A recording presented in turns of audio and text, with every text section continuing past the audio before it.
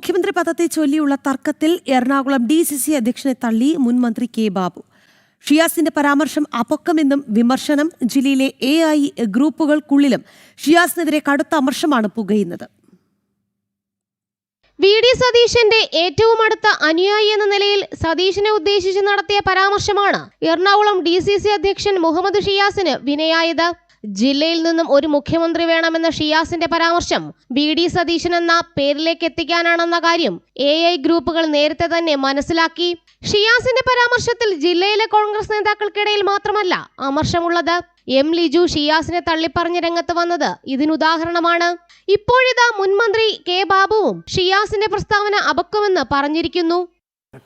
വ്യക്തിപരമായി അഭിപ്രായം ഉണ്ടെങ്കിൽ അതാണോ പാർട്ടിയുടെ തീരുമാനം? ഇപ്പം അത് വളരെ പ്രീമച്യൂർഡായിട്ടുള്ളൊരു അത്തരം കാര്യങ്ങൾ പ്രീമച്യൂർഡാണ്. എല്ലാ ജില്ലക്കാരും ഇങ്ങനെ പറയുമല്ലോ. എറണാകുളം ജില്ല മാത്രമല്ലല്ലോ കോൺഗ്രസിനുള്ളത്. എല്ലാ ജില്ലയിൽ നിന്നുള്ള ആളുകൾ ആഗ്രഹിക്കുന്ന പ്രതിപക്ഷ നേതാവ് ഒരാളാണ്. അതോടൊപ്പം തന്നെ ഒരു കോൺഗ്രസിലെ കൂട്ടു നേതൃത്വമാണ് ഈ സ്ഥാനാർത്ഥികളെ തീരുമാനിച്ചതും അതുപോലെ തന്നെ തെരഞ്ഞെടുപ്പിന് നേതൃത്വം കൊടുത്തതും.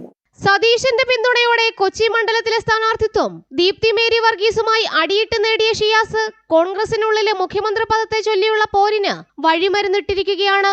ജനം, കൊച്ചി.